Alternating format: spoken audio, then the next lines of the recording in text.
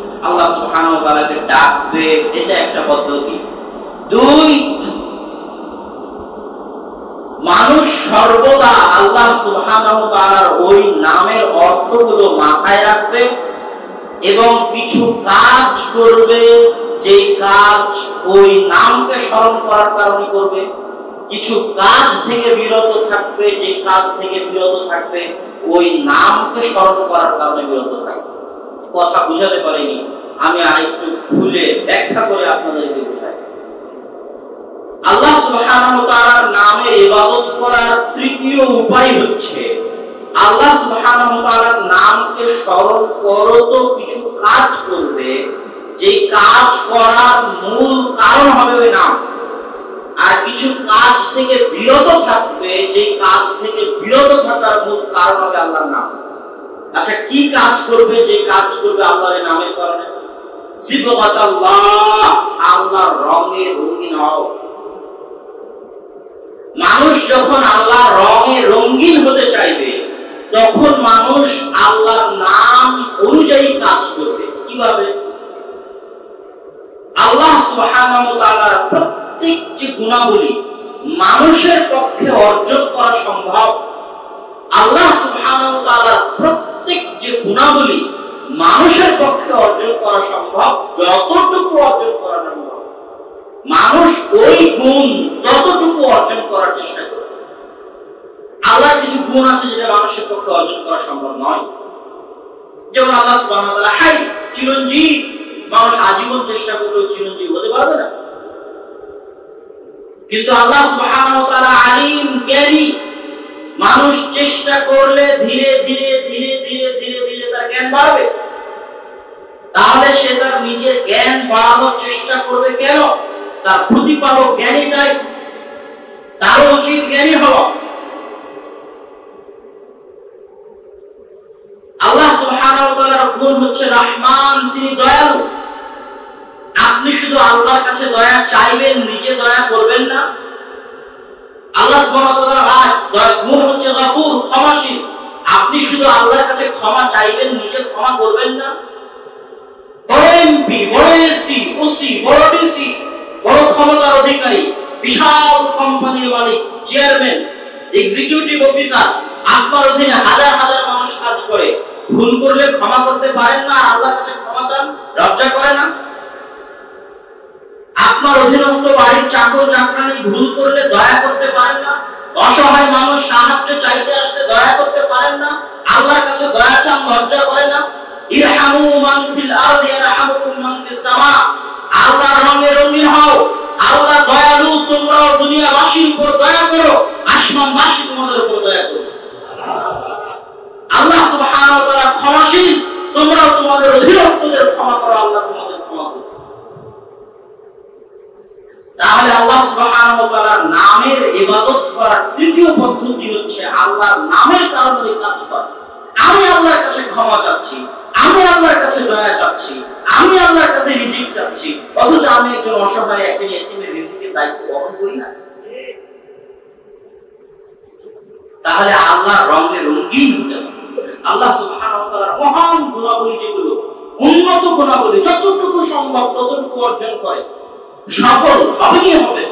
আল্লাহ সুবহানাহু ওয়া তাআলা এই গুণগুলোর কারণে যদি ইলাহ হওয়ার যোগ্য হয়, তাহলে আপনি যত জ্ঞানী হবেন, যত ক্ষমাশীল হবেন, যত দয়ালু হবেন, দুনিয়াতে এবং পরকালে তত সম্মানিত, তত আল্লাহর নিকটে থাকবেন। আল্লাহ সুবহানাহু ওয়া তাআলার গুণ যত বেশি অর্জন করবেন, দুনিয়া এবং আখিরাতে আপনার তত নিকটে থাকবেন।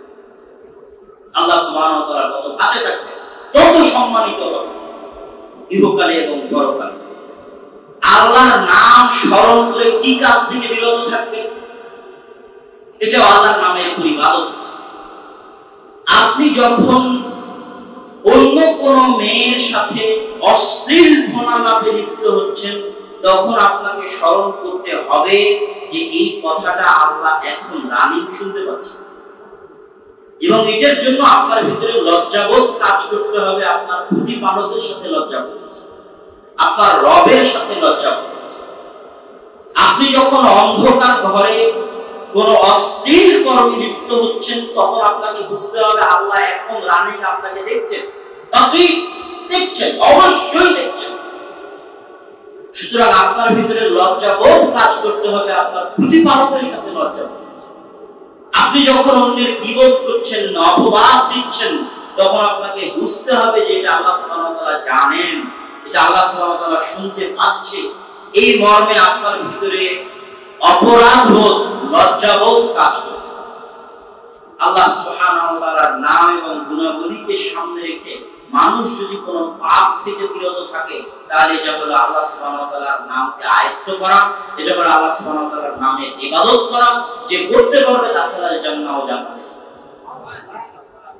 সম্মানিত উপস্থিতি, এই মোটামুটি আল্লাহ সুবহানাহু ওয়া তাআলার নাম এবং আল্লাহ সুবহানাহু ওয়া তাআলার গুণাবলীর উপর ইবাদত করা, আল্লাহ সুবহানাহু ওয়া তাআলাকে ডাকার পদ্ধতি বললাম। এবার আসেন আয়াতের পরের অংশে আল্লাহ কি বলছে, ওয়াদারুল লাযীনা ইউলহিদুনা, ছেড়ে দাও তাদেরকে যারা আল্লাহ সুবহানাহু ওয়া তাআলার নামে বিকৃতি করে, আল্লাহ সুবহানাহু ওয়া তাআলার নামে এবং গুণে শিরক করে। এই বিকৃতিটা কি, এই শিরকটা কি, এটা যদি আপনি না জানেন তাহলে আপনি মহা অপরাধে লিপ্ত হবেন।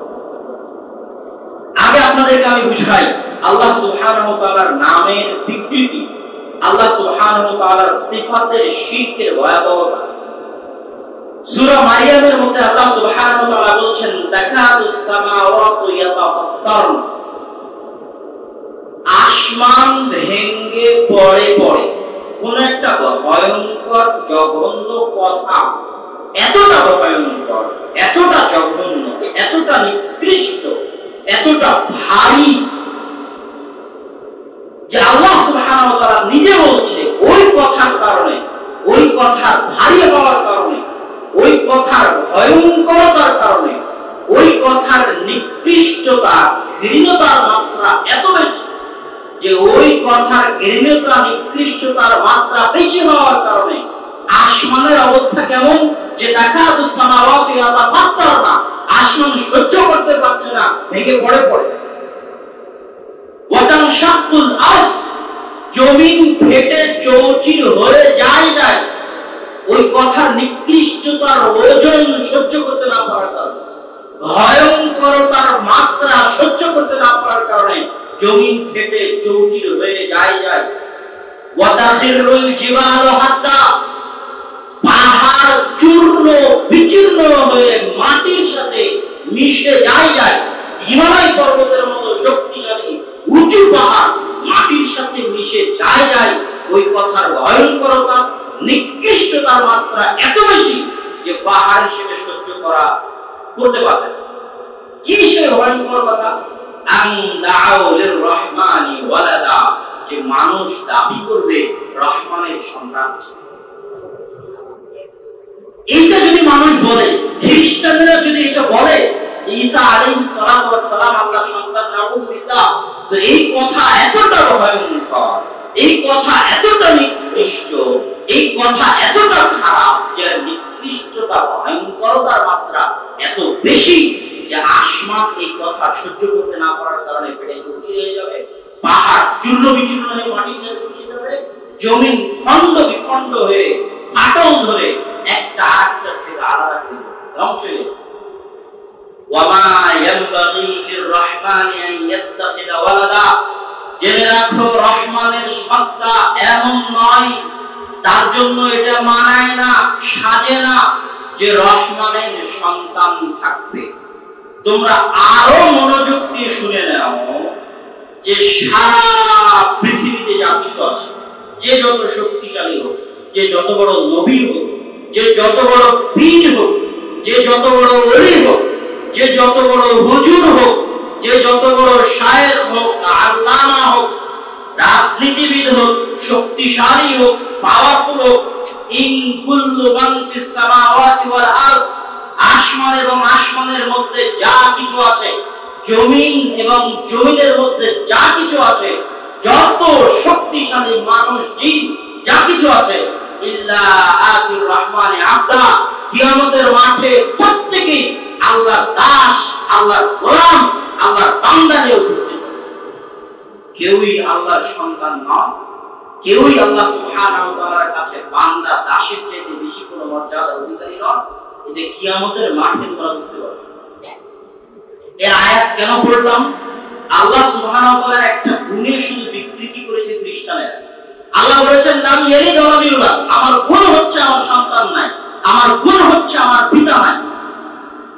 আর এই গুণে বিকৃতি সাধন করে খ্রিস্টানেরা বলেছে ঈসা আলাইহিস সালাম আল্লাহর সন্তান। আল্লাহ এই কথার কারণে কতটা ক্ষিপ্ত যে পবিত্র কোরআনের পর 4-5 আয়াত আল্লাহ এভাবে বলেছেন।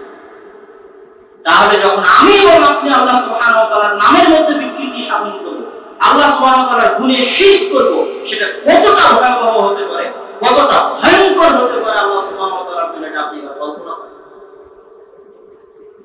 এই ইলহাদের ব্যাখ্যায় উলামায়ে কেরাম বলছেন আল্লাহ সুবহানাহু ওয়া তাআলার নামে ইলহাদ কয়েকভাবে হতে পারে।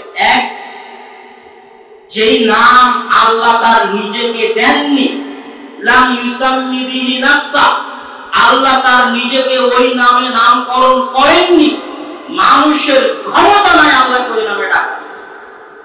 এটা অনেক ভয়ঙ্কর, চরম নেহায়াত অন্যায়। ডাকলে ওই নামে ডাকতে হবে যেই নাম আল্লাহ সুবহানাহু ওয়া তাআলা নিজের জন্য দিয়েছেন। আপনি গড বলতে পারেন না, কত বড় অপরাধ! এই যে আয়াত পাঠ করলাম, এত ভয়ঙ্কর অপরাধ। ইলহাদ এত ভয়ঙ্কর অপরাধ। আপনি আল্লাহ সুবহানাহু ওয়া তাআলাকে খোদা বলে ডাকতে পারেন না, কেন? খোদা নাম আল্লাহ তার জন্য দেননি, কোনো প্রমাণ নাই। আপনি আল্লাহ সুবহানাহু ওয়া তাআলাকে গড বলে ডাকতে পারেন না, এটা ইলহাদ, ভয়ঙ্কর, মহা অন্যায়, মহা অপরাধ। ওই নামই ডাকতে হবে যেই নাম আল্লাহ সুবহানাহু ওয়া তাআলা তার নিজেকে দিয়েছেন। আল্লাহ সুবহানাহু ওয়া তাআলার নামের বিকৃতি, আল্লাহ সুবহানাহু ওয়া তাআলার নামে এবং গুণের সিদ্ধির দ্বিতীয় স্তর হচ্ছে যেই নাম আল্লাহ তার নিজের জন্য দিয়েছেন, ওই নাম আপনি আল্লাহর নগণ্য সৃষ্টি জীবের জন্য দিবেন। বলে আয়াত বিল্লাহ, আল্লাহ তার নিজের জন্য দিয়েছেন আলিমুল গায়ব, অদৃশ্যের জ্ঞানের অধিকারী। আপনি বলবেন মুহাম্মদ সাল্লাল্লাহু আলাইহি ওয়াসাল্লাম অদৃশ্যের জ্ঞানের অধিকারী। এটা অত বড় অপরাধ, অত ন্যাক্কারজনক অপরাধ। ঈসা আলাইহিস সালামকে আল্লাহর সন্তান বলা যায় বড়। আল্লাহ সুবহানাহু ওয়া তাআলা নিজেকে বলেছেন মুগীথ, আমি বিপদ থেকে উদ্ধার করি। আপনি বলবেন গাউসুল আজম আব্দুল কাদের জিলানী বিপদ থেকে উদ্ধার করে। আব্দুল কাদের জিলানী, তাই তার নাম হচ্ছে গাউসুল আজম। এটা অত বড় অপরাধ।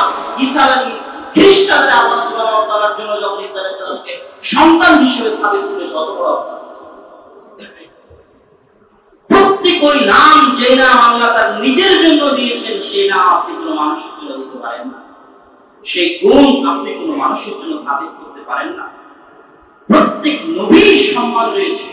আমাদের নবী মুহাম্মদ সাল্লাল্লাহু আলাইহি ওয়াসাল্লামের সম্মান সর্বোচ্চ স্তরে। সাইয়্যিদু ওয়ালদে বনি আদম, সকল আদম সন্তানের সর্দার কিয়ামতের মাঠে।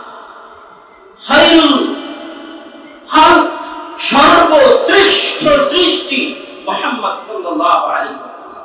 আফজালুল আম্বিয়া, সর্বশ্রেষ্ঠ নবী মুহাম্মদ সাল্লাল্লাহু আলাইহি ওয়াসাল্লাম। সর্বশ্রেষ্ঠ নবী হওয়ার পরেও, সকল আদম সন্তানের কিয়ামতের মাঠে সর্দার হওয়ার পরেও, সর্বশ্রেষ্ঠ সৃষ্টি হওয়ার পরেও তিনি আল্লাহর বান্দা। আল্লাহর বান্দার উপরে কোনো ইজ্জত তার জন্য। এইজন্য আল্লাহ সুবহানাহু ওয়া তাআলা তাকে নিজের বান্দা বলেই সম্বোধন করেছেন। সুবহানাল্লাযী আসরা বিআবদিহি লাইলাম মিনাল মাসজিদিল হারাম ইলাল মাসজিদিল আকসা। বিআবদিহি, নিজের বান্দাকে, ওই সত্তার পবিত্রতা যিনি নিজের দাসকে, নিজের গোলামকে, নিজের বান্দাকে মসজিদুল হারাম থেকে মসজিদুল আকসায় নিয়ে গেছেন এক রাতে, মিরাজের রাতে। আল্লাহ ওখানে বান্দা বলে সম্বোধন করেছেন। যত সর্বশ্রেষ্ঠ হোক, যত সর্বোচ্চ হোক, মহান সম্মানের অধিকারী হোক, এর চেয়ে বড় সম্মান নাই যে আপনি আল্লাহর বান্দা। এর চেয়ে সর্বশ্রেষ্ঠ সম্মান নাই যে আপনি আল্লাহর দাস। এর চেয়ে সর্বশ্রেষ্ঠ সম্মান নাই যে আপনি আল্লাহ সুবহানাহু ওয়া তাআলার গোলাম। কেননা এই ব্যাখ্যা আমি আমার বহু বক্তব্যে দিয়েছি যে মানুষ তখন প্রকৃত স্বাধীন যখন সে 100-100 আল্লাহর গোলাম।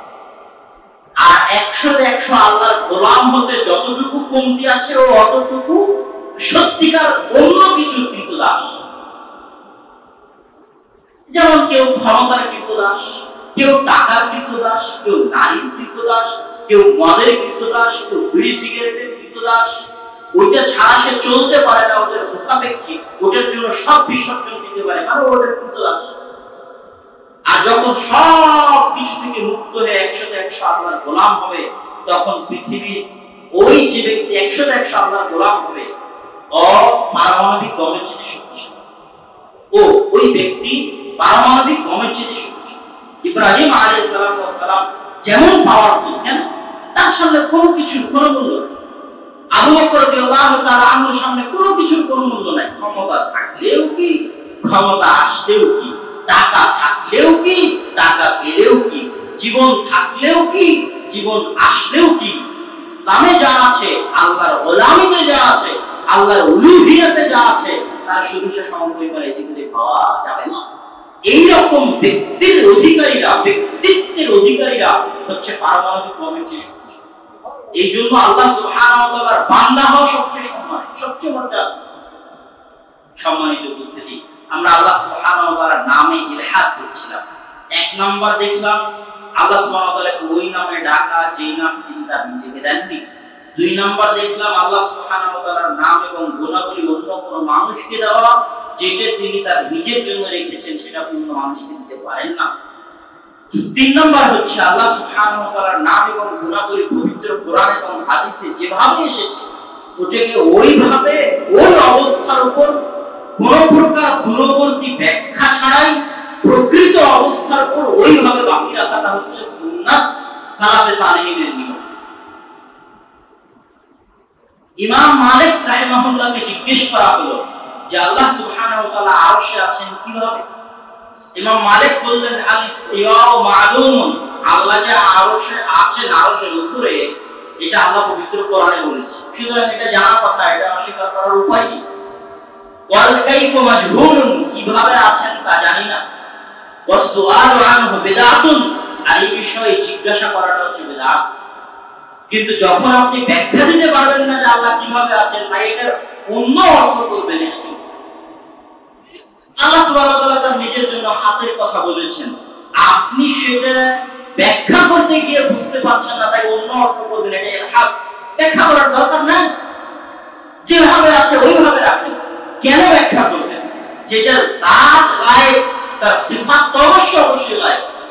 জাত মানে সত্তা, যেখানে আমি আপনি আল্লাহ সুবহানাহু ওয়া তাআলার সত্তাকে দেখিনি, সেখানে তার সিফাতের ব্যাখ্যা করব কিভাবে? যিনি নিজে সত্তাগতভাবে গায়েব, তার সকল সিফাত গায়েব। অতএব গায়েব ওয়ালা অদৃশ্যের আল্লাহ সুবহানাহু ওয়া তাআলা এই সত্তাকে যদি আমরা মানতে পারি, প্রশ্ন ছাড়া, ব্যাখ্যা ছাড়া, তো অদৃশ্যের জাতের অদৃশ্য সিফাত, গায়েবের অদৃশ্য সিফাত এবং গুণাবলী আমাদেরকে মানতে হবে, প্রশ্ন ছাড়া, ব্যাখ্যা ছাড়া। আর যখনই ব্যাখ্যা করতে যাবেন তখনই বিকৃতি আসবে। যখন ফালাসিফা, দার্শনিকরা, অ্যারিস্টটল, প্লেটো, সক্রেটিসদের বই যখন আরবিতে অনুবাদ হওয়া শুরু হলো, তখন যত বাতিল ফিরকা ইসলামে আছে, কাদারিয়া বলেন, জাবারিয়া বলেন, মুরজিয়া বলেন, মুতাজিলা বলেন, কারামিয়া বলেন, জাহমিয়া বলেন, খারিজি বলেন, শিয়া বলেন, আর বিশেষ করে আসমা ও সিফাত সংক্রান্ত যত বাতিল ফিরকা আছে, সব বাতিল ফিরকার উৎপত্তি হলো। কেন? দর্শন শাস্ত্রের যুক্তিতর্কের সামনে কোনো ব্যাখ্যা, আল্লাহ সুবহানাহু ওয়া তাআলার নাম এবং গুণাবলী বাস্তব কোনো ব্যাখ্যা দেওয়া সম্ভব নয়। এই জন্য যে আল্লাহর নাম এবং আল্লাহর গুণাবলী অদৃশ্য, আল্লাহর জাত অদৃশ্য, আল্লাহর সিফাত অদৃশ্য, তখন এই বাতিল ফিরকার উত্থান ঘটলো। এই বাতিল ফিরকাদেরকে যুক্তি দিয়ে যুক্তির জবাব দেওয়ার জন্য আশআরী এবং মাতুরিদীদের উত্থান হলো। আবুল মানসুর আল মাতুরিদী, আবুল হাসান আল আশআরী, তারা চাইলো দার্শনিকদের যুক্তির পাল্টা জবাব যুক্তি দিয়ে দিবে। যখন পাল্টা অনেক উত্তর যুক্তি দিয়ে দেওয়া সম্ভব হলো না, তখন দূরবর্তী ব্যাখ্যা করলো। আল্লাহ প্রত্যেক রাতের শেষ অংশে নিচের আসমানে নেমে আসেন, এটা ব্যাখ্যা করলো আল্লাহর রহমত নেমে আসে। কোনো দলিল নাই, কোনো দলিল নাই যে আল্লাহ সুবহানাহু ওয়া তাআলার রহমত নেমে আসে। হাদিসে আছে যে আল্লাহ নেমে আসে। আল্লাহ সুবহানাহু ওয়া তাআলা নিজের জন্য হাত বললেন, এরা হলো শক্তি। যদি শক্তি হয়, আল্লাহ তো নিজের কুদরা, নিজের শক্তি দিয়ে জিনকে সৃষ্টি করেছে, নিজের কুদরা, নিজের শক্তি দিয়ে ফেরেশতাকে সৃষ্টি করেছে, নিজের কুদরা, নিজের শক্তি দিয়ে আসমান জমিন সৃষ্টি করেছে, নিজের কুদরা, নিজের শক্তি দিয়ে হাজার হাজার পশু পাখি জীব জন্তু জানোয়ার সৃষ্টি করেছে। তাহলে আল্লাহ যে বলছে আদমকে নিজের হাতে সৃষ্টি করেছি, এর শ্রেষ্ঠত্ব কোথায়? আদমের সৃষ্টির শ্রেষ্ঠত্ব তো এটা যে আল্লাহ নিজে হাতে তাকে সৃষ্টি করেছেন। যখন হাত মানে কুদরত দিয়ে তো আল্লাহ সব সৃষ্টি করেছেন, তাহলে আদমের শ্রেষ্ঠত্ব কোথায়? কোথাও বলা নাই যে হাত মানে কুদরত শক্তি। আপনার ব্যাখ্যা করার প্রয়োজন নাই, যেহেতু আল্লাহর জাত অদৃশ্য, আল্লাহর সিফাত অদৃশ্য। আল্লাহর জাত যেহেতু আমরা জানি না কেমন, অতএব আল্লাহর সিফাত আমরা জানি না কেমন। আল্লাহ যেভাবে পবিত্র কোরআন এবং হাদিসে বলেছে আমাদের সেভাবেই মানতে হবে। এই বিষয়ে এটা যেহেতু কঠিন ইলমি আলোচনা, আরো গভীর আরো লম্বা আলোচনা করা যাবে। জুমার খুতবায় এত বিশাল বিস্তর আলোচনা করা সম্ভব নয়। আলোচনার শেষের দিকে এতটুকু বলেই শেষ করব যে আল্লাহ সুবহানাহু ওয়া তাআলার নাম এবং গুণাবলীর ক্ষেত্রে সর্বশেষ এতটুকু কথা আমরা বলবো যে আল্লাহ সুবহানাহু ওয়া তাআলার নাম এবং গুণাবলী এত অসীম, এত সীমাহীন যে আল্লাহ সুবহানাহু ওয়া তাআলা পবিত্র কোরআনে বলেছেন লাউ আন্নামা ফিল আরদি মিন শাজারাতিন আকলাম, দুনিয়াতে যত গাছপালা আছে সকল গাছপালাকে যদি কলমে পরিণত করা হয়, ওয়াল বাহরু ইয়ামুদ্দুহু মিন বা'দিহি সাবআতা আবহুর, আর দুনিয়াতে যত সমুদ্র আছে এই সাত মহাসমুদ্রের সাথে এরকম আরো মহাসমুদ্র যোগ করা হয়, এরকম আরো মহাসমুদ্র 7 গুণ করে মহাসমুদ্র যোগ করা হয় এবং সেগুলোকে কালিতে পরিণত করা হয়, মা নাফিদাত কালিমাতুল্লাহ, আর এই সারা পৃথিবীর গাছকে কলম বানিয়ে সমুদ্রের সাথে আরো 7 গুণ সমুদ্র যুক্ত করে কালি বানিয়ে এতগুলো কলম দিয়ে অতগুলো কালি দিয়ে যদি লেখা হয়, মা নাফিদাত কালিমাতুল্লাহ, আল্লাহর নাম এবং আল্লাহর গুণ দেখে শেষ করা যাবে না। ইন্নাল্লাহা আজিজুন হাকীম, আর আল্লাহ হচ্ছেন মহা পরাক্রমশালী প্রজ্ঞাময়। শেষের আজিজুল হাকীম আল্লাহর নাম এবং গুণাবলীর ব্যাখ্যা এত বেশি যে এই কথাটা আমি বক্তব্যের মধ্যে বলতে ভুলে গেছি। যেহেতু আজিজুল হাকীম আসলো, কোরআনে বহু জায়গায় আপনি পাবেন যে আল্লাহ সুবহানাহু ওয়া তাআলার নাম এবং গুণাবলী অবস্থার পরিপ্রেক্ষিতে চেঞ্জ হয়। আল্লাহ সুবহানাহু ওয়া তাআলা যেখানে বলবেন যে আল্লাহ ক্ষমা করবেন, সেখানে আল্লাহ বলবেন গফুরুর রহিম, সেখানে আল্লাহ বলবেন রহমানুর রহিম। যেখানে আল্লাহ সুবহানাহু ওয়া তাআলা বলবেন আমি তোমাকে শাস্তি দিতে পারি, ইন্নাল্লাহ শারাফিকা লাশাদীদ, আমি তোমাকে শাস্তি দিব, আযাব দিব, ওখানে আল্লাহ বলবেন আজিজুল হাকীম, আমি মহা পরাক্রমশালী। কিন্তু এখানে একটা মজার জিনিস মনে রাখতে হবে, আল্লাহ সুবহানাহু ওয়া তাআলার প্রত্যেকটা গুণ যখন একটাই আসে তখন এক অর্থ প্রদান করে, যখন দুটো একসাথে আসে তখন আরেক অর্থ প্রদান করে। যেমন আল্লাহ সুবহানাহু ওয়া তাআলার গুণ হচ্ছে আজিজ, যদি একক শব্দ এভাবেই কোথাও আসে তাহলে এটার অর্থ হবে আল্লাহ মহা পরাক্রমশালী, ফাআলুল লিমা ইউরিদ, যা ইচ্ছা তাই করতে পারেন, আলা কুল্লি শাইইন কাদির, সকল কিছুর উপর ক্ষমতাবান। কিন্তু যখন এই গুণের সাথে আবার একটা গুণ যোগ হলো হাকীম, আর একসাথে আসলো যে আজিজুল হাকীম, হাকীম মানে প্রজ্ঞাময়, তখন নতুন আরেকটা অর্থ তৈরি হলো। কিসের অর্থ? আল্লাহ এত ক্ষমতার অধিকারী হওয়ার পরে, ফাআলুল লিমা ইউরিদ, যা ইচ্ছা তাই করতে পারার পরে, আলা কুল্লি শাইইন কাদির, সকল কিছুর উপর ক্ষমতাবান হওয়ার পরেও যেহেতু তিনি প্রজ্ঞাময় সেহেতু তিনি মানুষের উপর জুলুম করবেন না। আল্লাহ সুবহানাহু ওয়া তাআলা আমাদেরকে তার নাম এবং গুণাবলী জেনে এবং বুঝে তার ইবাদত করার এবং তার নিকটে চাওয়ার তৌফিক দান করুন। আল্লাহুম্মা আমিন।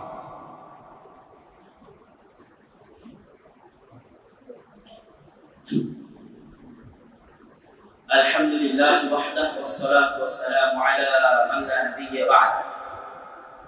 সম্মানিত উপস্থিতি, জুমার খুতবার শেষে জরুরি দুটো কথা। প্রথম কথা হচ্ছে যে আমরা যে মসজিদে আজকে খুতবা দিচ্ছি, মসজিদের নির্মাণ কাজ চলতেছে, আপনারা সেই মসজিদের নির্মাণ কাজে দান করার চেষ্টা করবেন এবং সহযোগিতা করার চেষ্টা করবেন। দান করলে সম্পদ কোনো সময় কমে না। আর আল্লাহ সুবহানাহু ওয়া তাআলা মানুষকে মানুষের টাকা দান করতে বলেননি, মিম্মা রাযাকনাকুম অথবা মিম্মা রাযাকনাহুম। আল্লাহ সুবহানাহু ওয়া তাআলা কখনো কোরআনে বলেননি যে আপনি আপনার টাকা দান করেন। আল্লাহ এটা বলেছেন যে আপনার পকেটে যে টাকা আছে ওটা আমার দাও, রাযাকনা, ওই টাকা দান করো যে টাকা আমি দিয়েছি, এভাবে বলেছে আল্লাহ সুবহানাহু ওয়া তাআলা। কোথাও বলেনি যে তোমার টাকা তুমি দান করো, রাযাকনা, আমি রিজিক হিসেবে তোমাকে দিয়েছি, আমার দেওয়া রিজিক আমার রাস্তায় দান করো, রিজিক। সুতরাং এটা মনে করিয়েন না যে আপনি আপনার টাকা দান করছেন, কেন আল্লাহ এটা বলেনি কোরআনে যে আপনি আপনার টাকা দান। আল্লাহ বলেছে রাযাকনা, আমি দিয়েছি, মানে আপনার পকেটে যে টাকা আছে এটা আল্লাহ সুবহানাহু ওয়া তাআলার দেওয়া। আপনি যত বিঘা সম্পত্তির মালিক, ওটার আসল মালিক, রিয়াল প্রকৃত মালিক হচ্ছেন আল্লাহ সুবহানাহু ওয়া তাআলা। সময়ের সাথে সাথে মালিকানা চেঞ্জ হয়, আর দিন শেষে একক মালিকানা থাকে আল্লাহ সুবহানাহু ওয়া তাআলা। টাকা মানুষের হাত বদল হতে থাকে, ক্ষমতা মানুষের হাত বদল হতে থাকে, আর দিন শেষে ক্ষমতার প্রকৃত মালিক থাকে, টাকার প্রকৃত মালিক থাকে আল্লাহ সুবহানাহু ওয়া তাআলা। আর মানুষ জমি, ক্ষমতা, টাকার হচ্ছে সাময়িক মালিক, আর আল্লাহ সুবহানাহু ওয়া তাআলা হচ্ছে প্রকৃত মালিক। আল্লাহ আজকে আপনার হাতে দিয়েছে, কালকে আরেকজনের হাতে দিবে। এটাই পৃথিবী পরিচালনায় আল্লাহ নিয়োজিত। দ্বিতীয়ত, আপনাদের নিকটেই জামিয়া আস-সালাফিয়া রূপগঞ্জ নারায়ণগঞ্জ বিশাল পরিকল্পনা। ঢাকার আশেপাশে এত বিশাল পরিকল্পনা কোথাও কোন প্রতিষ্ঠানের ক্ষেত্রে আছে আমাদের জানা।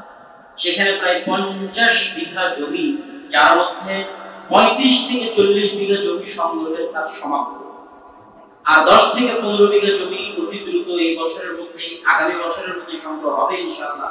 প্রায় 50 থেকে 60 বিঘা জমির উপরে বিশাল উন্নত মানের ইসলামী বিশ্ববিদ্যালয়কে সামনে রেখে উন্নত মানের একটা মাদ্রাসা শিক্ষা প্রতিষ্ঠান গড়ার পরিকল্পনা। ওখানে 200 শতক জমি বরাদ্দ করা হয়েছে মসজিদের জন্য, যেটাও ঢাকা এবং ঢাকার আশেপাশের যেন বৃহত্তম মসজিদ, উন্নত মানের মসজিদ হয়, যেটা নির্মাণ কাজ হয়তো আগামী বছরের মাঝামাঝি ফেব্রুয়ারি মাস থেকে শুরু হবে। আপনাদের শ্রদ্ধেয় শায়েখ আব্দুর রাজ্জাক বিন ইউসুফ এগুলোর দায়িত্ব পালন করে পরিশ্রম করে কাজগুলো এগিয়ে নিয়ে যাওয়ার চেষ্টা করছেন। আপনারা এগুলোতে অংশগ্রহণ করবেন, সহযোগিতা করবেন। আর উক্ত প্রতিষ্ঠানে আগামী 13 ও 14 জানুয়ারি সালাফি কনফারেন্স আছে। দেশের বড় বড় আলেম ওলামা সেখানে উপস্থিত হন। আপনাদের সকলের দাওয়াত থাকলো আগামী 13 ও 14 জানুয়ারি উক্ত সালাফি কনফারেন্সে উপস্থিত হবেন। যে জমিগুলো কিনা হচ্ছে হবে, সেই জমিগুলো দেখতে পাবেন, ভালোবাসা বাড়বে, সহযোগিতা করতে পারবেন। আর মাসিক আল ইতিসাম, যেটা আমরা নিজেরা পরিশ্রম করে বের করি, প্রত্যেক মাসের শেষে ফতোয়া বোর্ড হয়, দেশে বলেন না আলেম ওলামারা সেই ফতোয়া বোর্ডের সদস্য উপস্থিত হন। তো এই মাসিক আল ইতিসাম প্রতি মাসে 50টা প্রশ্ন থাকে, যে নিয়মিত আপনারা নেওয়ার চেষ্টা করবেন। আমি জানি না এই মসজিদে আসে কিনা, না আসলে আসে, তাহলে আসলে আপনারা মসজিদ থেকে সংগ্রহ করবেন, তাহলে ধীরে ধীরে এজেন্ট বাড়বে। এই কয়েকটা দাওয়াত আপনাদের প্রতি থাকলো। জুমার খুতবা শেষে সবাই দরুদ পড়বেন।